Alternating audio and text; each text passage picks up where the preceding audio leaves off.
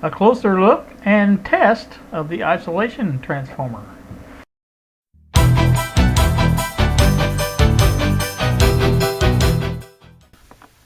Good evening, YouTube. It is 10:05 on a Friday night.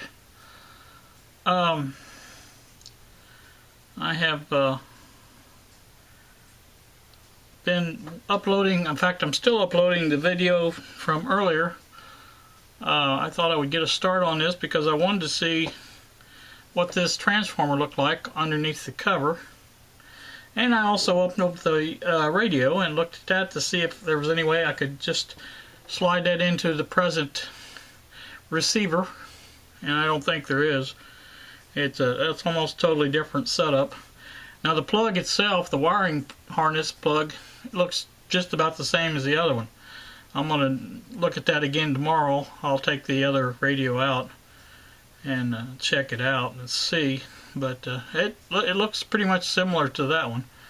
So I just have to check the wiring, see if it's the same. I can at least hook that wire or that radio up and test it and see how it sounds and looks in the daylight before going through all the trouble of actually putting it in. So to me it looks just like the other one on the face of it. In fact, the whole packaging for the dual looks very similar to the Blaupunkt. So, you know, is what it is, I guess. Let me switch this other camera and I'll show you what I got on this transformer. Alright, back with you once more. It's not as good as I thought it would be, but I do believe I can get into there and put some new leads on that and then heat shrink them. I was hoping for a bar here with solder connections. I could just put brand new wires on it and be done with it. I'm just going to do these. I'm not going to worry about the front ones. They're a little stiff, but I think they'll be just fine. Because I'll be, you know, taking and pairing a couple of these together. There's information on the here, shows you how to do it, tells you how to do it for 115 operation, and that's what I want. So that's what I will do with them. I think those will be fine. And get this redone and put the cover back on, and I'll be that much closer to having this thing operational. Also, I think I did a pretty good job of straightening those out. I was a little surprised. There's the back side of that. In case you were interested. I see a little rust in there. I'm not going to worry about it too much. Now that is a grommet there, so I'm not going to mess with that. I thought at first it was just a strain relief type thing, but it looks to me more like a grommet than it does a strain relief. It's just got an open hole. I mean, so for looks like for 3 wires, or 3 wires came out of there or whatever. But so I won't worry about that too much. This is not going to have a lot of strain on it. Obviously, it's just going to be hooked up. Once it's hooked up, it won't even be messed with anymore. So that's all that is there. So let me switch over here to the radio plug.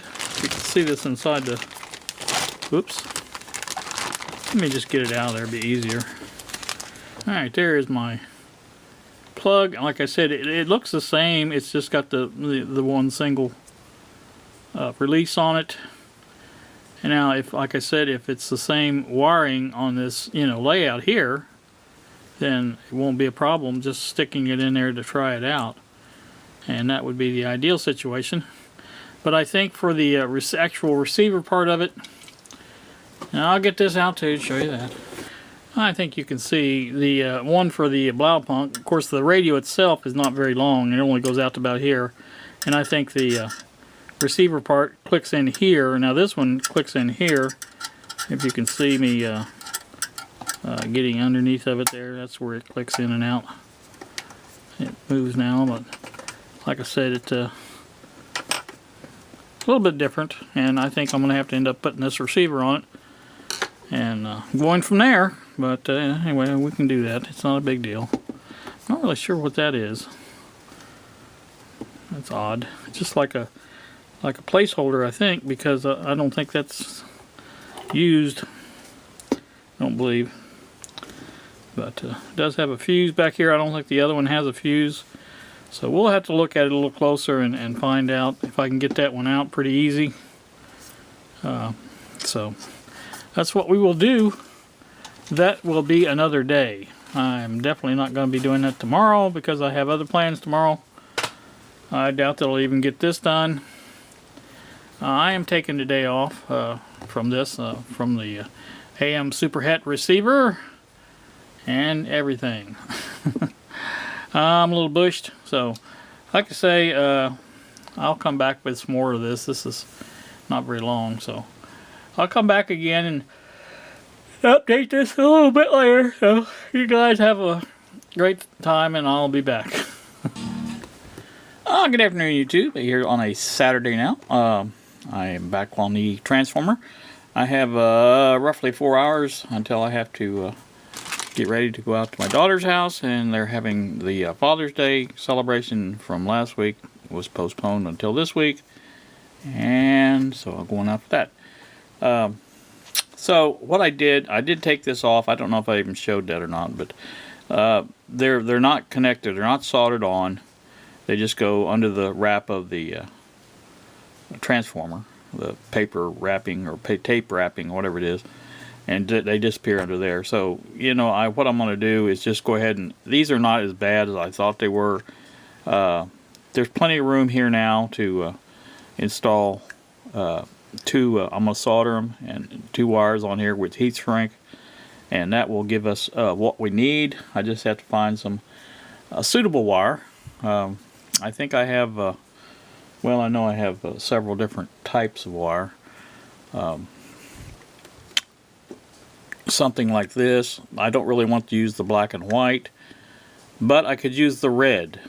And whatever I get is going to have to go from basically over here up around here. Now probably underneath that and down through here. Let me trace on down here. It'll go down through here, under here, and up. There's holes in the bottom of this, or it's actually open under there, and to the panel there is where that one right there I'm pointing at is the one it goes to. So that's how long that's got to be, and I don't know that I want to ruin my black and white connection all that way. So what I'm thinking about is using this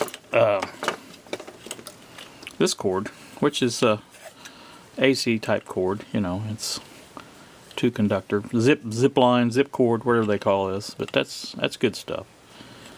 And I could use that, I guess. Not sure exactly what that is. Stranded copper, doesn't say. If it does, well, it's probably in there.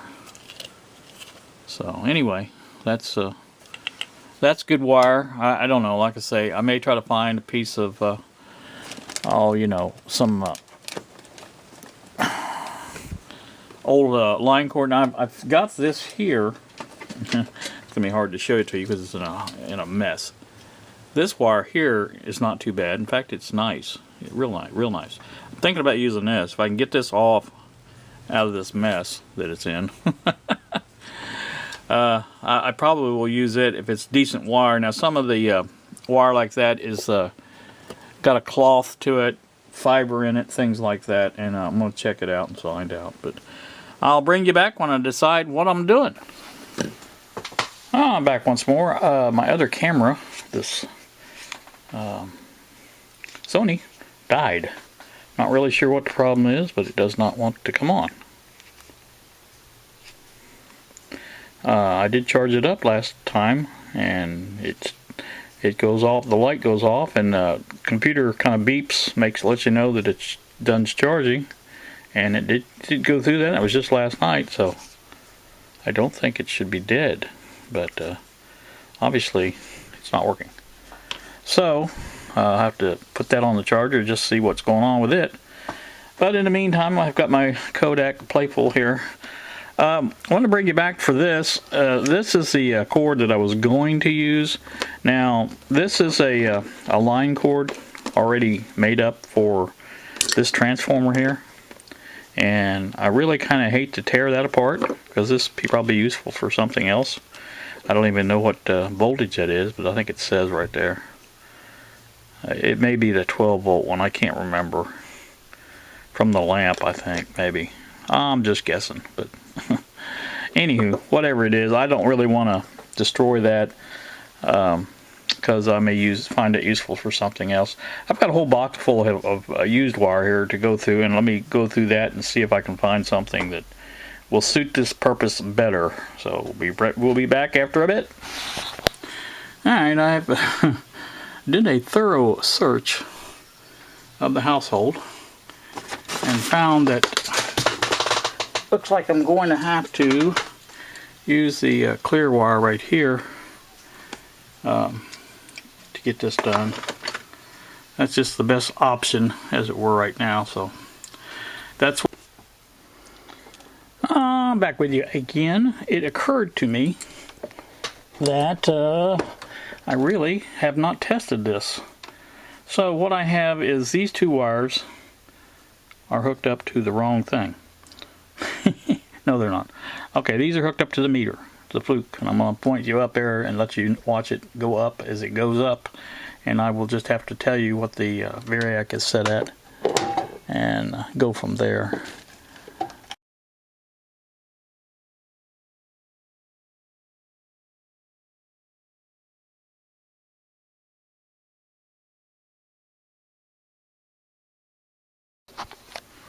But it is working. So that proves that. Now the only thing I have not proved is the fact that it is isolated. Now we know for a fact that the I have tested it and proved the variac is isolated. So in order to prove the isolation transformer is isolated, we'd have to hook it into the line voltage, and we can do that too. But that will be for the next time, because this thing is getting way too long. So thank you guys for watching, and I really appreciate it. And we're going to cut out here and see what we got. So thanks for watching. We will see ya.